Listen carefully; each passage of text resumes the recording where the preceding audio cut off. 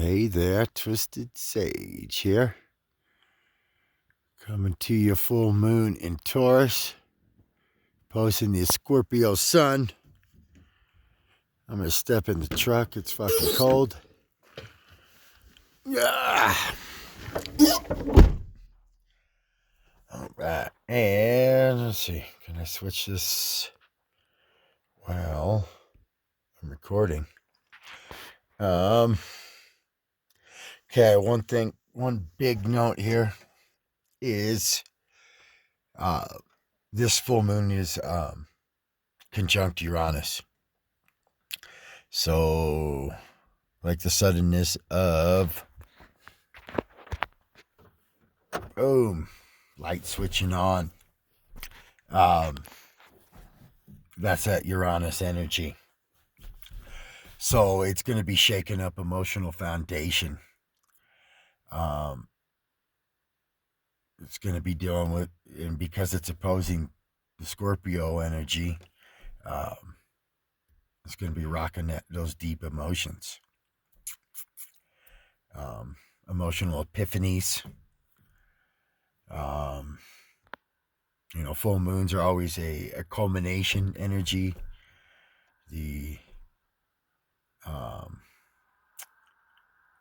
What am I looking for? Finalization isn't the word I'm looking for. It's I guess culmination works, but it's a completion of an energy. So on one level, it's what seeds did you plant 2 weeks ago during the new moon in Libra? And then there's also another aspect of always a full moon. What were you doing 6 months ago during Taurus season, the Taurus new moon? For me, this lines up in my 9th house and my 3rd house. So higher learning and connecting the dots in my immediate reality and local community, your local environment.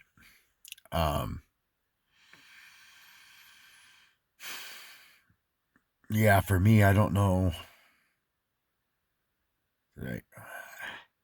I guess for me, back in Taurus season, it was getting my own paint thing going instead of working for someone else.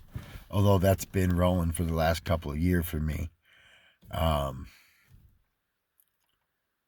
Obviously, I haven't either mustered up the courage to drop all I'm doing and put it all into astrology. I feel like that's not fear, but I guess I'm lacking some faith in just that I know enough to make it happen, that I have enough integrity. And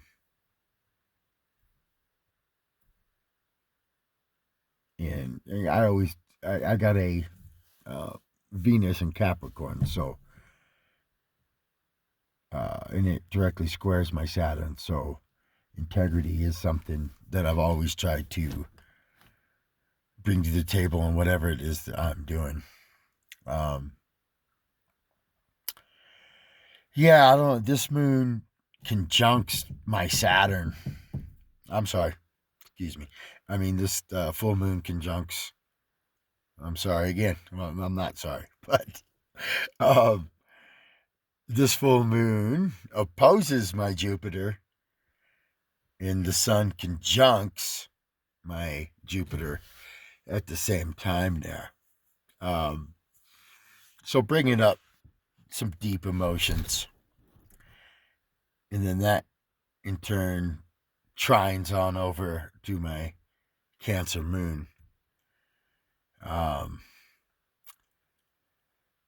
We're still dealing with Mercury retrograde. It is now in the sign of Libra.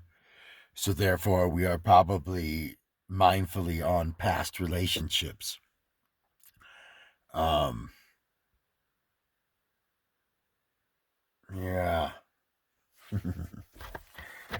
my God.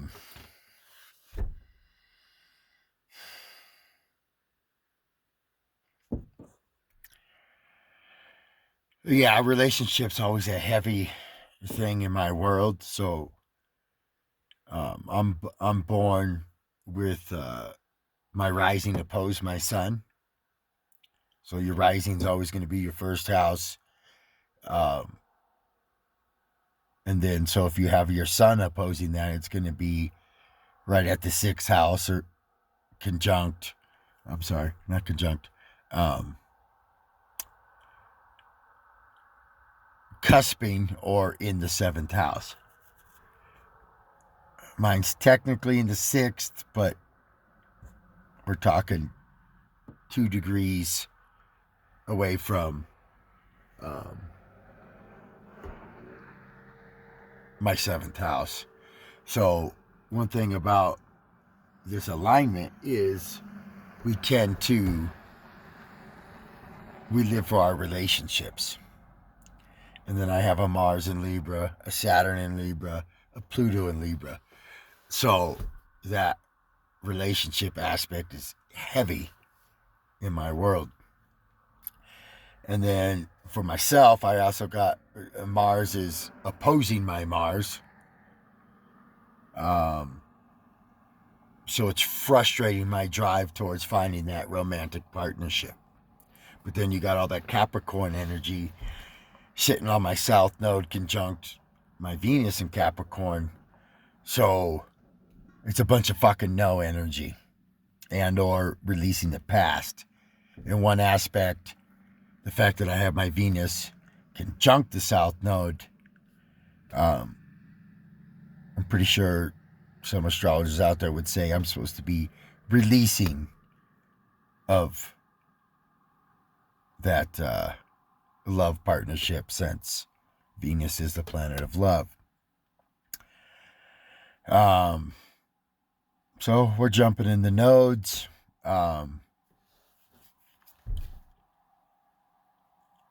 So yeah, which kind of sucks for me. I don't know if some would say you're supposed to find a balance between your nodal position, not all south node, not all north node. In the aspect of looking at the nodes as if it was a boat, like David Palmer might say, the south node's the engine propelling you forward to your north node. So, yeah, I don't know. Am I supposed to? I don't know exactly that I'm supposed to completely drop romantic um, pursuits. Obviously, with all that Capricorn, is very karmic, and there's some aspect of needing to release old relationship. On the other hand, that Mars in Libra, in progression, astrology has moved from my third house into my first house, which is a strong place for Mars to be. And obviously is going to empower my ego towards that romantic pursuit. So yeah, it just feels, I guess for me, it feels paradoxal where it's like, okay, I want to end, I'm not supposed to pursue it. And then on the other hand, I can't help it. My Mars is there and it's in the first house. So it's like, well, shit. And then you got transiting Mars, agitating that. And a Mars in Aries is always going to win over a Mars in Libra because that's its home dignified position.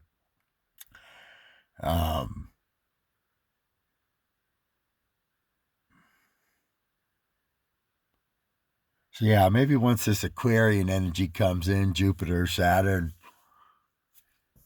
and enters my seventh house eventually, maybe that's where I'll I'll find this perfect partner I've been desiring since I was like 5 years old. But the nodes where they currently are in Gemini and Sagittarius. So we're supposed to be letting go of old belief systems. We're probably seeing a lot of people questioning or dropping their religions.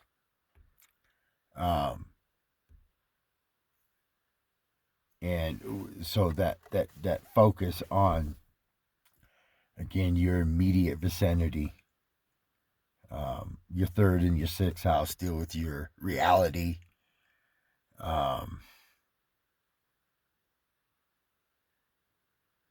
So it's like media is going to want to get you to pay attention to other shit, but what's really going on in your town, your city, your immediate world is where your focus should be. And I wouldn't say Gemini energy isn't exactly a focusing energy. Their mind is on everything. So that presents its battles and issues. Again, what are you doing with all that Capricorn energy? Capricorn is asking you to climb the mountain and create the foundation. And then once that Aquarian energy starts to kick in within a month and a half, 2 months, where's the flight gonna take off? All right, I thought I had it a little more unscattered. Thanks for tuning in to the Aquarian Ramble, which I guess suits the style and flow and organization that I have.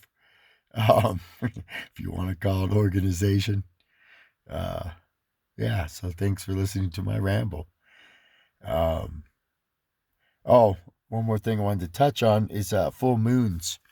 Again, if you're ever trying to break a habit, the full moon is a good starting point because it can be that finishing, like I said. And now is the moon. So the full moon's, at least here in eastern Arizona, is going to be more exact at like 7:30 in the morning. But again, yeah, if you're trying to drop a habit, it's good to start that on a full moon, because then as the moon starts to wane each day, it lessens the pull on you. Instead of trying to do it on a new moon or something, or a different phase of the moon, it's going to be growing. If you weren't aware of the energies and you're like, oh, I'm wanting to stop this or that, but you're trying to go at it during like a new moon, you're going to be, against the grain, working against yourself, working against the energies that be. They say it takes a month, 28, 30 days to break or make a habit. But yeah, that too, if you're trying to drop a habit, try to find something a better energy to replace it with. Yeah, all right. I'm going to leave it at that. I hope this is a happy full moon for you. See you soon.